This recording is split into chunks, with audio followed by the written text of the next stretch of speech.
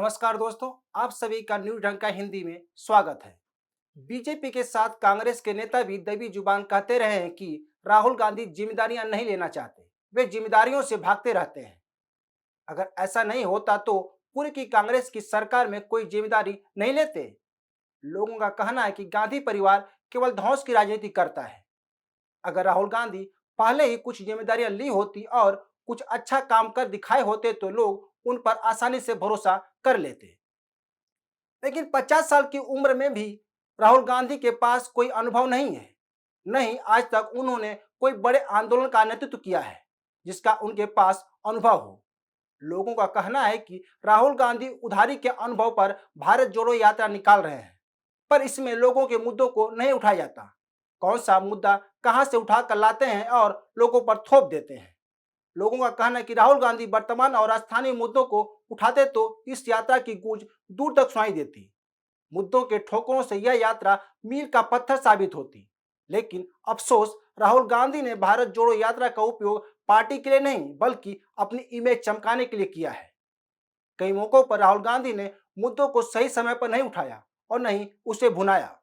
लोगों का कहना है कि राहुल गांधी कहते हैं कि वे आज भी सीख रहे हैं। सही बात है कि सीखने की उम्र नहीं होती, लेकिन कब तक राहुल गांधी सीखते रहेंगे।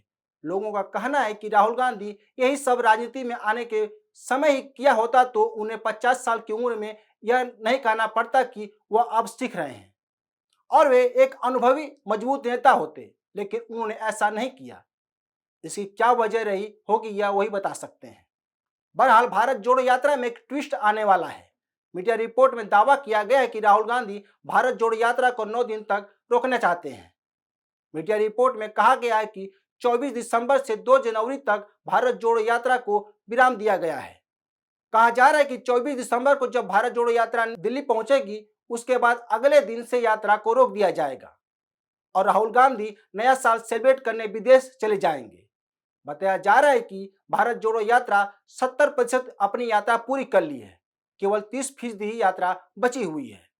इसके बाद दिल्ली से पंजाब होते हुए यह यात्रा 27 जनवरी 2023 को श्रीनगर पहुंचेगी और यही इस यात्रा का समापन होगा।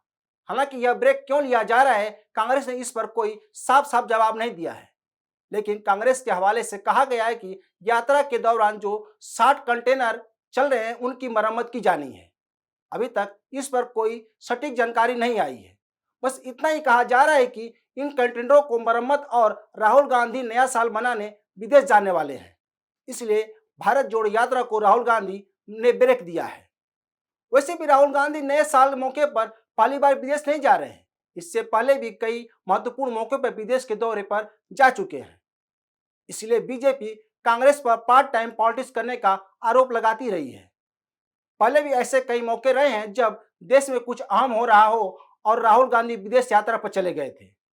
2014 में जब कांग्रेस बुरी तरह से लोकसभा का चुनाव हार गई थी, तब भी राहुल गांधी विदेश यात्रा चले गए थे। इस लोकसभा चुनाव में पार्टी ने केवल 44 सीट ही जीत पाई थी। यहां तक कि कांग्रेस के पास नेता विपक्ष के लिए जरूरी सीट भी नहीं थी।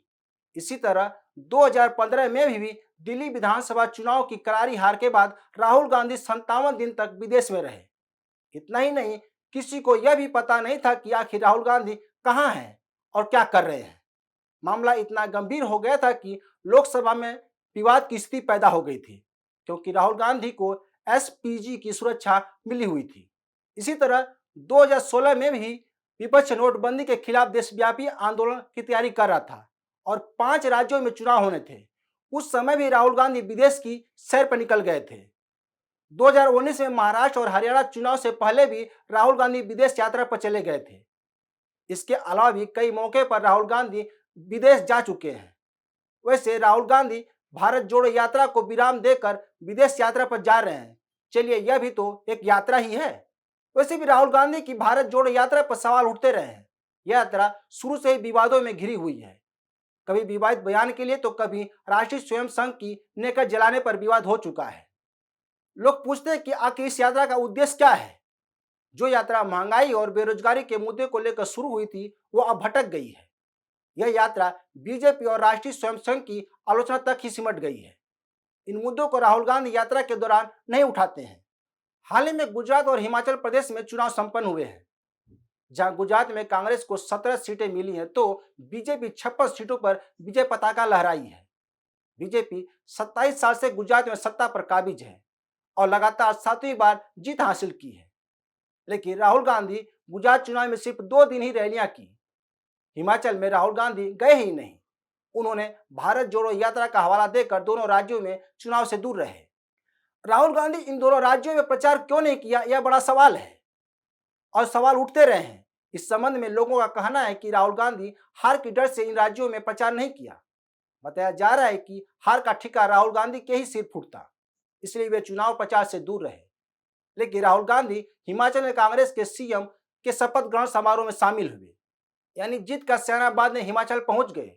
इस समारोह में शामिल होने छुट्टी ले लिए, लेकिन जिम्मेदारियों वाले कामों के लिए राहुल गांधी छुट्टी नहीं लेते। ये सवाल फिर उठने लगे हैं कि विदेश यात्रा जाने और नया साल सेलिब्रेट के नाम पर छुट्टी ले रहे हैं, जो जिम्मेदारियों से भागना है।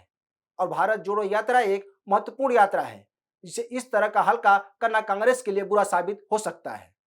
तो दोस्तों, इस वीडियो को शेयर, लाइक और कमेंट जरूर करें। ताज़ा खबरों के लिए न्यूज़ डंका ऐप को डाउनलोड करें, हमारे यूट्यूब चैनल को सब्सक्राइब करें। धन्यवाद।